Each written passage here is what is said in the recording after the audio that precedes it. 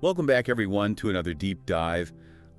Always great to have you curious minds with us. Absolutely. Today, we're venturing into something pretty intriguing, wouldn't you say? The pineal gland. Oh, yeah, definitely. It's this tiny little thing in the brain that's sparked a ton of curiosity over, well, millennia, really. Right. So think of this as our, expedition to unpack its meaning. Explore its potential maybe as a gateway Yeah. to expanded awareness. Exactly. And how that idea weaves through ancient traditions, but also pops up in modern science. Okay, so you probably heard terms thrown around like third eye. Mm-hmm. Or maybe about certain brain chemicals, DMT, for instance, linked to mystical states. Yeah, that one. So our goal today is really to connect those dots. We've looked into, well, ancient Egyptian stuff, Indian yoga, Descartes' philosophy, and, what neuroscience is finding out now to give a fuller picture. Okay, sounds good. So let's maybe start way back.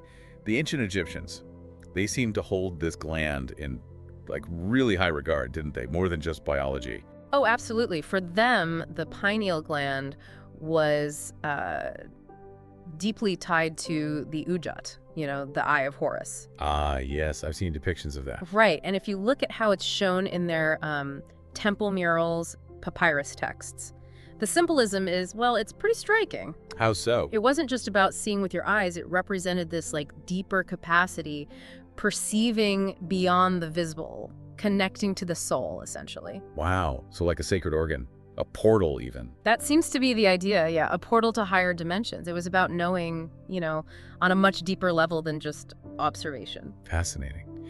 And this wasn't just an Egyptian thing, was it? I feel like I've heard connections to India, too. You're absolutely right. The ancient Indian yoga tradition talks a lot about the Ajna chakra. The third eye, right? That's the one, located behind the brow point. It's seen as the center for wisdom, intuition, and, well, what we might call extrasensory abilities, like direct knowing. Different from just thinking about something. Exactly. And in texts like the Upanishads, you find these really detailed descriptions of states people reached by activating it, things like remote sensing, understanding universal principles, even merging with universal consciousness. So these ancient cultures, they clearly saw something profound in this tiny gland. When did modern science start catching up, or at least looking at it physically? Well, the kind of modern scientific journey kicked off in 1958. That's when they figured out it secretes melatonin. Melatonin, right. Yeah. For sleep, our body clock. Precisely. Our internal biological clock, that was, a really foundational step, understanding its actual tangible role. Okay, so melatonin, sleep. We know about that. But wasn't there something else discovered more recently? Something a bit more startling? Yes, indeed. Fast forward to the 1990s, research revealed the pineal gland also produces DMT, dimethyltryptamine. DMT. That's the spirit molecule, isn't it? That's the nickname it earned, yeah. Because it's so strongly associated with these really intense altered states, experiences you hear about in shamanic traditions, for example. Wow. So our own brains make this. Apparently so. It's pretty remarkable. And what's interesting, too, is how structurally similar DMT is to serotonin. Serotonin. Mood, perception. Right. So it hints at this potentially deeper biochemical connection to how we experience consciousness itself. It really does make you, well, reconsider the edges of our normal reality. And then there's Descartes, 17th century philosopher. He weighed in too, didn't he? He certainly did. René Descartes, back in the 17th century, famously proposed the pineal gland was the seat of the soul. The seat of the soul, like the main control room. Kind of. He saw it as this unique spot where the physical body and the non-physical soul or mind interacted. Huh. How was that received? Well, it was largely dismissed by the scientific community back then. They were heading towards more mechanistic views. But, looking back with what we know now, you can sort of see why his intuition landed there on this single point of connection. Though it's important to say, modern neuroscience doesn't really see it as the soul seat. Consciousness is much more distributed, complex. Okay, so not the single seat, but still significant. It feels like these threads, ancient intuition, modern science, are starting to converge in some ways, even if the language is different. But that brings up a big question for me. If people knew about this potential for centuries, why? Why isn't it more front and center in how we think about ourselves today? That's a really critical question. I think as the mechanistic worldview really took hold, especially around the Enlightenment. Focus on the physical, the measurable. Exactly. Purely material explanations became the standard for everything, including consciousness. So these older teachings talking about inner potential, non-physical stuff, they got pushed to the margins. By the sort of intellectual elite? You could say that. They prioritized empirical data, things you could observe and measure directly. So it's like one way of seeing became dominant, maybe obscuring other perspectives. So we potentially traded one framework for another and maybe lost something valuable along the way. It kind of looks that way, because if you look across different esoteric schools, Egyptian mystery schools, Tibetan Buddhism, even modern spiritual teachers, there's this consistent theme. Which is? Seeing the pineal gland as more than just a hormone regulator, they consistently viewed it as a portal, a cosmic receiver. Cosmic receiver. I like that. Capable of connecting us to realms beyond our normal five senses, just sort of waiting for us to tune in. Okay, cosmic receiver. Let's dig into that. Mhm. What makes the pineal gland suited for that kind of role? What's the mechanism, potentially? Well, think of it like some sources suggest, as a kind of miniature receiving station. One really key thing is that it has photosensitive cells. Like the ones in our eyes. Remarkably similar, yeah. And it's not just some evolutionary leftover. You know, some reptiles actually have a literal third eye on their head that senses light directly. Right, I've heard of that. Ours is inside, but it still has that light sensitivity, which really highlights how important light, especially natural light, is for it to work properly. Okay, that makes sense. But it also makes me think, our modern lives, all the artificial light, screens. Exactly. We're just saturated in artificial light, especially that blue light from screens, and it directly messes with the pineal gland's natural rhythm, its circadian rhythm. So those ancient practices like meditating at dawn. Yeah, they might have seemed purely spiritual, but maybe they had a real physiological benefit, giving the pineal gland that natural light when it's most receptive. Interesting. Okay, so light is one piece. What else makes this gland unique? This is where it gets even more fascinating, maybe heading towards quantum physics territory. Oh, okay. The pineal gland contains these incredibly tiny crystalline structures. Yeah. Calcite crystals, usually. Crystals inside our brain. Yep. And they aren't just sitting there. They seem to have the ability to receive, maybe even amplify, subtle electromagnetic fields. Like antennas. Kind of, yeah. Some people have compared their structure and function to how early crystal radios worked, tuning into specific frequencies. Wow. And there's more. These crystals can vibrate, and when they do, they can produce piezoelectric effects. Piezoelectric. The things they turn pressure into electricity, right? Exactly. Mechanical stress into an electrical charge, which could, influence the nerve signals around them. So it's like a tiny receiver and a transmitter on a subtle energy level. Could that explain some of those inner experiences people report in deep meditation, like lights or vibrations? It's a very strong possibility, yeah. When meditators describe intense inner light or feeling high-frequency vibrations or hearing humming sounds, it might not just be subjective. It could be the direct physical experience of these processes firing up in an activated pineal gland. That is. That's genuinely mind-opening. And we mentioned the biochemicals earlier, melatonin, DMT. How do they fit into this bigger picture? Right, they're crucial pathways. Melatonin isn't just sleep, it affects dream vividness. And some traditions see dreams as, gateways themselves. Serotonin, obviously key for mood, emotion, perception. And DMT, well, the spirit molecule. Its exact everyday function is still debated, but its release under certain conditions could be the biological trigger for those spontaneous mystical experiences people report. So when people talk about opening the third eye, is there a way to see that through this combined lens? Bioenergetic, biochemical? I think so, yeah. Opening the third eye can be seen as this complex bioenergetic event, often linked to the idea of Kundalini energy. The energy at the base of the spine. Right. The idea is that when this latent energy rises and activates the pineal gland, it triggers a major shift, like a quantum leap in consciousness. And what do people report experiencing then? Perceiving hidden layers of reality, often. Sensing energy fields, seeing thought forms, maybe even perceiving non-physical entities. Things usually veiled from our normal perception. It's just amazing how these ancient descriptions seem to, well, echo some modern neuroscience findings.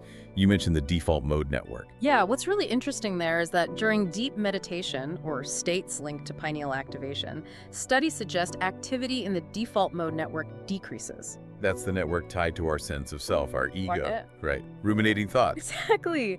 Our usual self-referential chatter, and at the same time, other brain networks that usually work separately start synchronizing, talking to each other in new ways. Creating new possibilities for perception. Precisely. It's Yeah. like the brain's usual filter or narrator gets quieter, allowing a wider range of information, sensory, intuitive, to come through, a more holistic experience. Okay, this is incredible potential.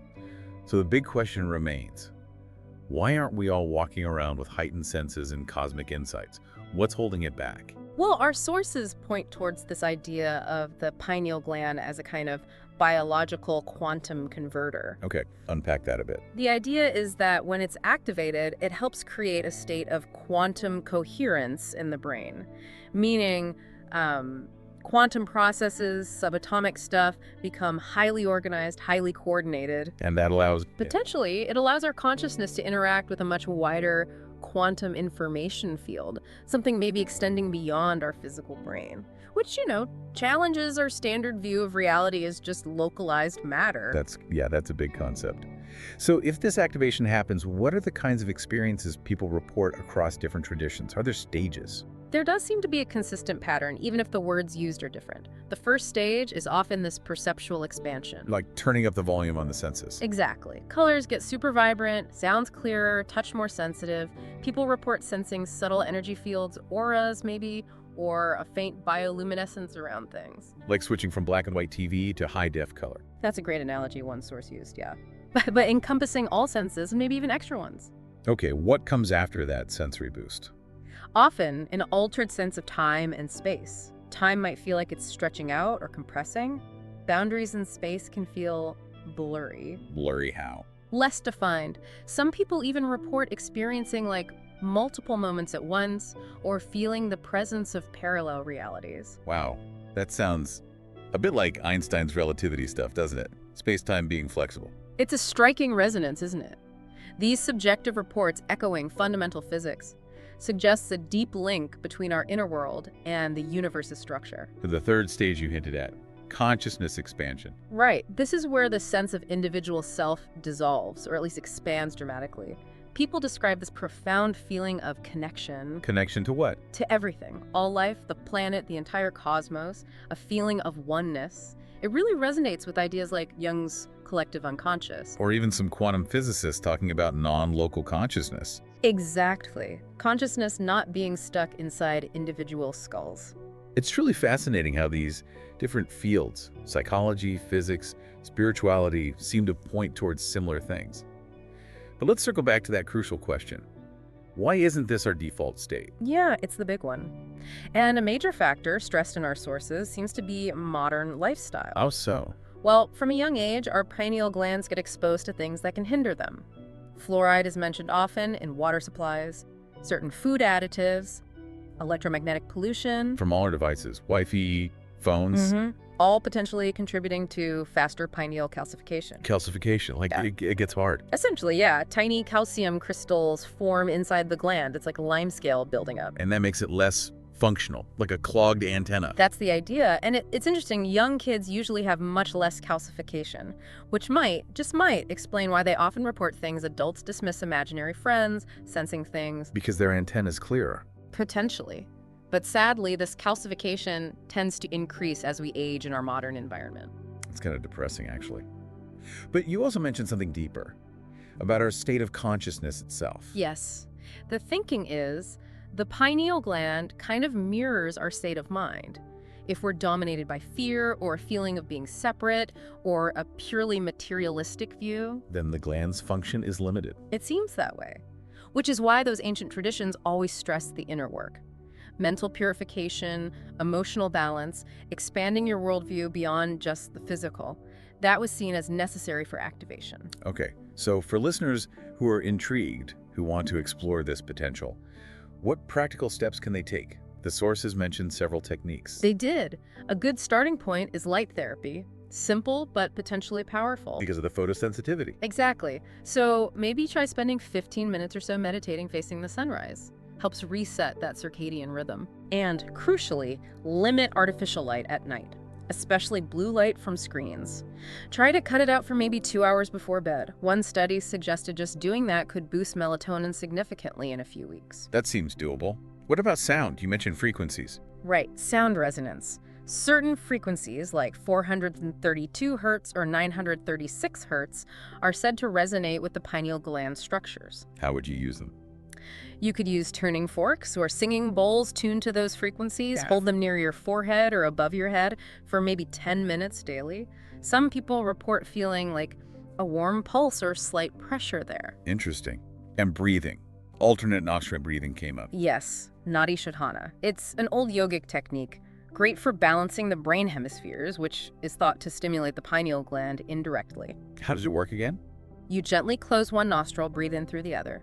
Then close that one, breathe out through the first. Then in through that one, out through the other. You alternate. Yeah. Try it for maybe 7 to 11 minutes, keeping your focus gently on the brow center. All right, good for balance generally. What about diet? Any foods to focus on or avoid? Definitely. Antioxidant-rich foods seem supportive. Things like organic blueberries, rockatao, spirulina, wheatgrass. The usual suspects for good health, really. Pretty much, yeah. And on the flip side, probably best to minimize fluoride intake, check your water, toothpaste, and cut back on heavily processed foods, which might contribute to that calcification we talked about. Okay. And then there was a specific meditation practice mentioned. Yes, a more targeted one. Sit upright, ideally in total darkness. Gently focus your attention about an inch behind the center of your brow. Okay. And then visualize a light there, maybe purple or deep blue. Imagine it getting brighter as you inhale, softer as you exhale. Do this for 20, maybe 30 minutes. Gentle focus, no forcing. Sounds like a practice requiring patience. The sources also mentioned potential discomfort, headaches, things like that. Yes, that's important to be aware of. As things start to wake up, some people might feel temporary stuff. Mild headaches, pressure sensations, sleep changes, even emotions bubbling up. Is that normal? It's generally seen as part of the adjustment. Energy shifting, the body adapting. Stay hydrated helps, and doing grounding things like walking barefoot outside can ease it. So it's not just physical, it sounds like an inner journey too. Absolutely. Pineal activation is really a spiritual path as much as a physiological one. It often pushes you to look at your core beliefs, maybe face some inner shadows, step outside your comfort zone. Like the ancient wisdom said, opening the third eye shows you new outer dimensions, but also the truth of your inner landscape. Beautifully put, yes. That's the essence of it. Okay, so as we wrap up this deep dive, what's the ultimate potential here? Where does an awakened pineal gland fit into our lives, our reality? The potential feels, well, transformative. You could see an awakened pineal gland as this meeting point, right? Between everyday material reality and the subtler realm of energy, information, potential. So not escaping reality, but expanding it. Exactly. Expanding our definition of what reality even is. Like building that bridge we talked about. Between the finite and infinite, known and unknown. Precisely. And walking that bridge might lead us to really feel our interconnectedness, to understand that our consciousness isn't just isolated, but part of this vast, infinite ocean. The pineal gland might be the key to remembering that. So it's less about seeing weird things and more about a fundamental shift in understanding who we are. I think that's the core of it, yeah. It's like reaching a threshold, a new way to experience being human with more wholeness, more compassion, more awareness. It reminds me of that Hermetic saying, As above, so below. as within, so without, yeah. Awakening the pineal might trigger that mirroring, aligning our inner and outer universes. It really makes you wonder, could rediscovering this dormant potential be like a crucial step for us? Collectively. It could very well be, not just seeing more, but becoming more, realizing our potential for deeper connection and understanding. Wow. This has been incredibly rich. Yeah. So much to think about. Now, we really want to hear from you, our listeners. Has your own exploration of consciousness, maybe the pineal gland, begun? Have you had experiences you might call extrasensory? Or maybe you're curious about trying some of these practices. Yeah, please share your thoughts, your questions in the comments. We're always keen to hear about your journeys. Remember, everyone's path is unique, isn't it? Absolutely. But in a way, we're all exploring the same amazing, mysterious inner universe together. Let's keep unveiling these ancient secrets. Together. Thanks for diving deep with us today.